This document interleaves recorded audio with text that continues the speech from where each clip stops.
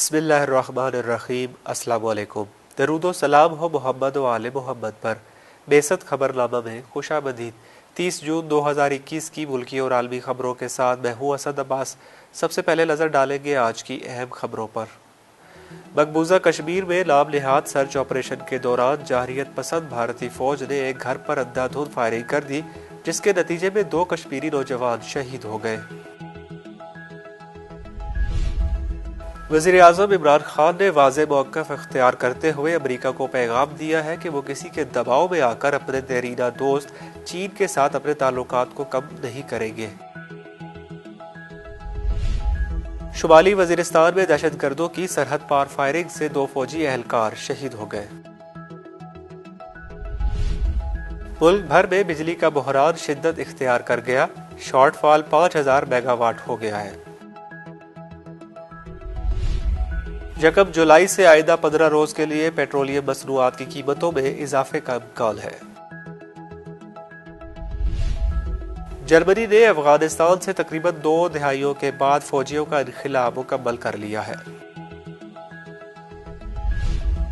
फलस्तीनी मुजाहमती तहरीक के सरबराह इस्माइल हानिया ने हिज़्बुल्लाह के secretary general Sayyed Hassan Nasrallah से मुलाकात की है।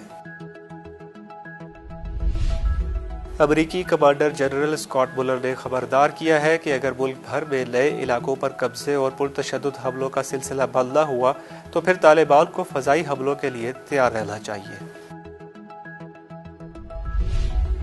यमनी फौज के सऊदी जहर इत्तेहाद की 2 कंपनियों पर मिसाइल हमलों में मुतअद्दिद फौजी हलाक हो गए। कनाडा में अचानक पड़ने वाली क़यामत खेज गर्मी से सूबे ब्रिटिश कोलंबिया में 1 हफ्ते के दौरान होने वाली हलाकतों की तादाद 233 हो गई है। और नाइजीरिया के अवाम ने एक बार फिर दारुल हुकूमत अबूजा में एहतजाज करते हुए नाइजीरिया की इस्लामी तहरीक के रहनुमा शेख इब्राहिम ज़कज़ाकी की रिहाई का मुतालबा किया है।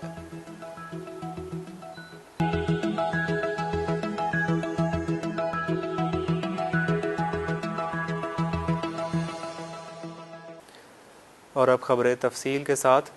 मकबूजा कश्मीर में नाम निहाद सर्च ऑपरेशन के दौरान जारहियत पसंद भारतीय फौज ने एक घर पर अंधाधुंध फायरिंग कर दी, जिसके नतीजे में 2 कश्मीरी नौजवान शहीद हो गए। कश्मीर मीडिया सर्विस के मुताबिक जिला कलगाम में भारतीय फौज ने दाखिली और खारजी रास्तों को बंद करके सर्च ऑपरेशन किया और घर घर तलाशी के दौरान खवातीन के साथ बदतमीजी की, जबकि बुजुर्गों और बच्चों को भी तशद्दुद का निशाना बनाया। सर्च ऑपरेशन के दौरान नौजवानों को गिरफ्तार करके नामालूम मकाम पर मुंतकिल कर दिया गया, जबकि एक घर में अस्करियत पसंदों की मौजूदगी के बहाने भारतीय फौज ने अंधाधुंध फायरिंग की, जिसमें 2 नौजवान शहीद हो गए। इस तरह 2 रोज में शहीद होने वालों की तादाद 3 हो गई।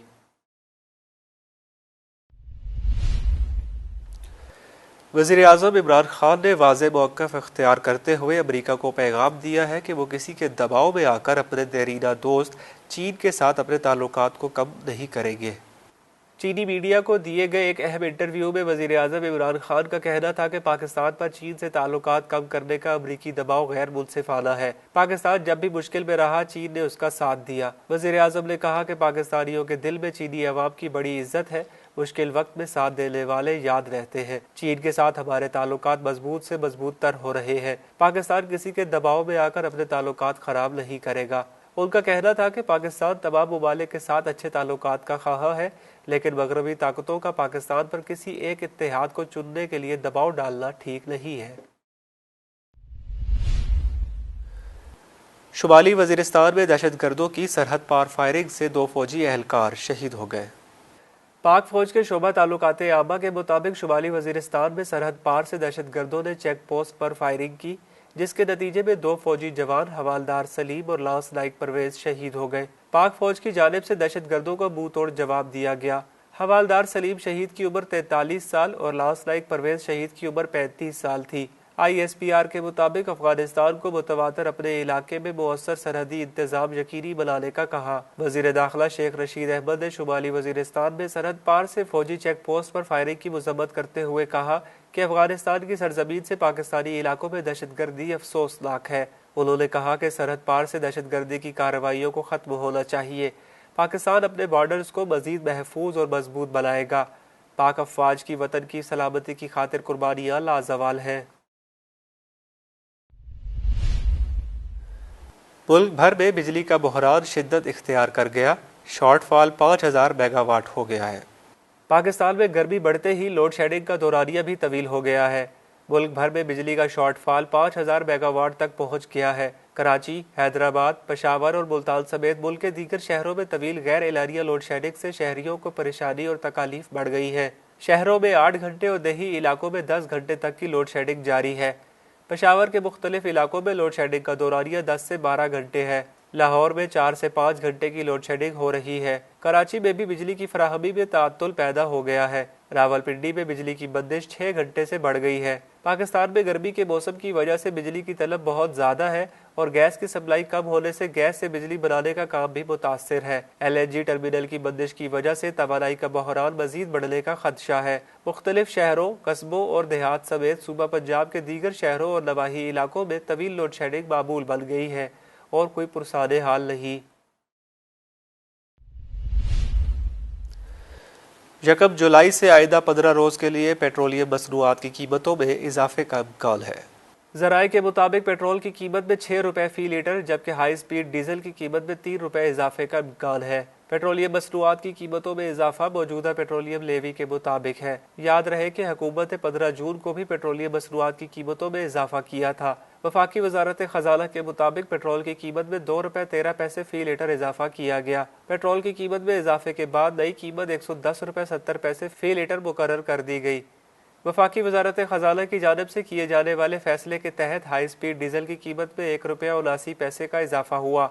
वफाकी वजारत खजाना के फैसले से भट्टी का तेल 1 रुपया 89 पैसे महंगा हो गया जबकि लाइट डीजल की कीमत में 2 रुपये 3 पैसे फी लीटर का इजाफा किया गया। जर्मनी ने अफगानिस्तान से तकरीबन 2 दहाइयों के बाद फौजियों का इनखिला मुकम्मल कर लिया है। जर्मनी की खातून वजीर दिफा ने कहा है कि फौज की वापसी से एक तारीखी बाब बंद हुआ। नेटो इत्तेहाद के बाद जर्मनी अफगानिस्तान में अमेरिका के बाद सबसे बड़ा फौजी दस्ता रखने वाला दूसरा मुल्क था। जर्मनी के अफगानिस्तान में तकरीबन 1.5 लाख फौजी तैनात थे। आलमी खबर रसा एजेंसी के मुताबिक अफगानिस्तान में जंगजू और अस्करियत पसंदों के हमलों के नतीजे में 59 जर्मन फौजी हलाक हुए। ये जर्मनी का दूसरी आलमी जंग के बाद का सबसे मुहलक फौजी मिशन था। ख्याल रहे कि अफगानिस्तान से तमाम अमरीकी फौजी इस साल 11 सितंबर को 9/11 हमलों के 20 साल मुकम्मल होने से पहले पहले निकल जाएंगे। अमरीकी मीडिया के मुताबिक अफगानिस्तान में सबसे बड़ा अमरीकी फजाई अड्डा बुगराम एयरबेस इतवार तक खाली कर दिया जाएगा। अमरीकी फौजी जो सामान साथ नहीं ले जा रहे उसे तालिबान से बचाने के लिए तबाह कर रहे हैं। दूसरी जानिब गैर मुल्की अफवाज के इनखला के साथ ही तालिबान ने भी अपने हमलों में इजाफा कर दिया है। कुछ ही रोज पहले उन्होंने कुंदूज में ताजिकिस्तान की सरहद पर मुकम्मल कब्जा कर लिया था। अब उन्होंने मुल्क के वस्ती शहर गजनी पर कब्जा करने के लिए एक बड़ा हमला किया है और वहां अफगान फोर्सेस के साथ एक खौफनाक लड़ाई जारी है।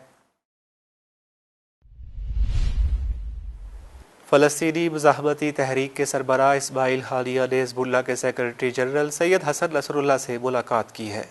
फ़लस्तीन और लबनान की मुज़ाहमती तहरीकों के आला रहनुमाओं ने इसराइल के खिलाफ फ़लस्तीनियों के ताज़ा तरीन फ़ौजी मुज़ाहमत और काबिज़ हुकूमत के खिलाफ हतमी फतह के हसूल के तरीकों पर तबादला ख्याल किया। खबर रसा इदारे अल-मनार टेलीविजन के मुताबिक एक वफद के हमरा हमास के सरबराह इस्माइल हानिया ने मंगल के रोज हिज़्बुल्लाह के secretary general Sayyed Hassan Nasrallah से मुलाकात की। मुलाकात में गासिब इसराइल के खिलाफ मुज़ाहमत से मुताल्लिक ताज़ा तरीन पेशरफ्त पर बातचीत की गई। हिज़्बुल्लाह के मीडिया रिलेशन ऑफिस ने एक बयान में कहा कि मुलाकात के दौरान दोनों फरीकैन ने अल-कुद्स की आज़ादी के लिए ऑपरेशन स्वॉर्ड और उसके नताइज पर तफसीलात पर बातचीत की।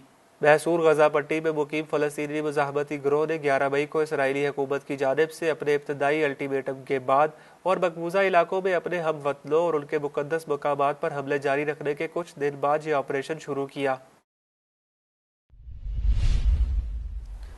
अमरीकी कमांडर जनरल स्कॉट मुलर ने खबरदार किया है कि अगर मुल्क भर में नए इलाकों पर कब्जे और पुरतशद्दुद हमलों का सिलसिला बंद न हुआ तो फिर तालिबान को फ़ज़ाई हमलों के लिए तैयार रहना चाहिए।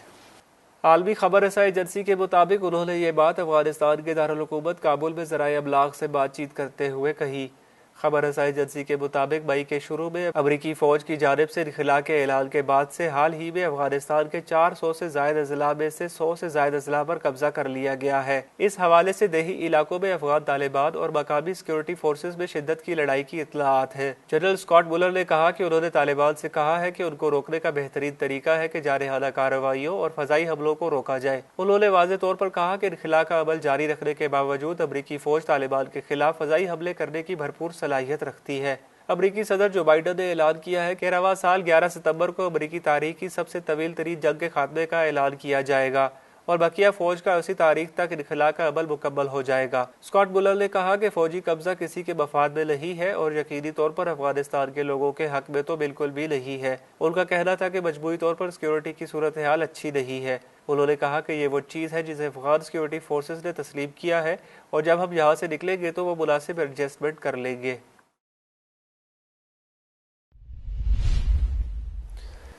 यमनी फौज के सऊदी जहर इत्तेहाद की 2 कंपनियों पर मिसाइल हमलों में मुतअद्दिद फौजी हलाक हो गए।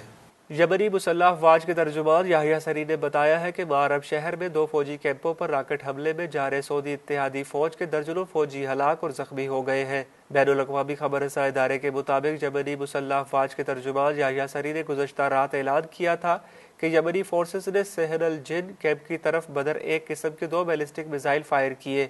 यमनी मुसल्लह अफवाज के तर्जुमान ने इस बात पर जोर दिया कि मिसाइल कार्रवाई में जारे इत्तेहाद के मुतअद्दिद कायदीन समेत दर्जनों फौजी हलाक और जख्मी हुए।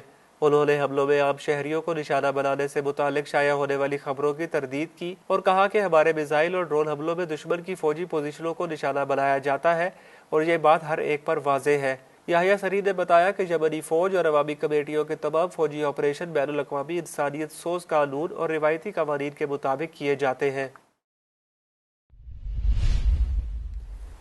कनाडा में अचानक पड़ने वाली क़यामत खेज गर्मी से सूबे ब्रिटिश कोलंबिया में 1 हफ्ते के दौरान होने वाली हलाकतों की तादाद 233 हो गई है।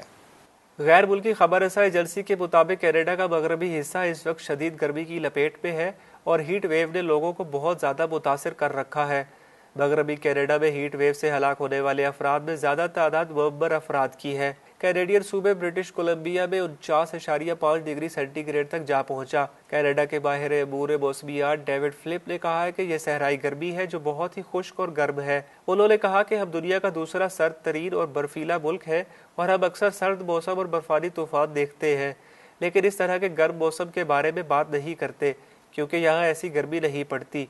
अब जो मौसम यहाँ है इसके मुकाबले में दुबई इस वक्त ज्यादा ठंडा होगा। कैनेडियन शहर वैनकूवर में हुक्काम ने सड़कों के किनारे आरजी फवारे और नमी पैदा करने वाले मराकज़ कायम किए हैं, जबकि जंगलों और फिशरीज के महकमों को मुमकिन तौर पर आग लगने के वाकयात के बारे में खबरदार कर दिया गया है। साहिलों और स्विमिंग पूल्स में आवाम का रश बढ़ गया है और हंगामी इमदाद के दफातर में कॉल्स की भरमार है, जहाँ लोगों ने एम्बुलेंसेज के पहुँचने में ताखीर की शिकायत की है। और नाइजीरिया के अवाम ने एक बार फिर दारुल हुकूमत अबूजा में एहतजाज करते हुए नाइजीरिया की इस्लामी तहरीक के रहनुमा शेख इब्राहिम ज़क़ज़ाकी की रिहाई का मुतालबा किया है। नाइजीरिया के अवाम ने शेख ज़क़ज़ाकी की मुसलसल नज़रबंदी की मज़म्मत करते हुए नारे लगाए। मुजाहिरीन ने इस्लामी तहरीक के रहनुमा शेख ज़क़ज़ाकी की हिमायत में प्ले कार्ड्स और तस्वीर बुलंद किए थे। शेख इब्राहिम ज़क़ज़ाकी और उनकी अहलिया को 13 दिसंबर 2015 को नाइजीरिया की जालिम फौज ने ज़ारिया नामी कस्बे में एक हुसैनिया पर छापे के दौरान गिरफ्तार किया था। हालिया महीनों में नाइजीरियन बाशिंदों ने मुख्तलिफ शहरों में बार बार शेख ज़क़ज़ाकी की रिहाई का मुतालबा करते हुए मुजाहरे किए, लेकिन नाइजीरिया की सिक्योरिटी फोर्सेज ने शेख ज़क़ज़ाकी की रिहाई की बजाय मुजाहिरीन पर क्रैकडाउन कर दिया। बेसत खबरनामा में अब तक के लिए इतना ही। अगली खबरनामा तक के लिए इजाज़त दीजिए। देखते रहिए बेसत तालीमी टीवी चैनल। अल्लाह हाफ़िज़।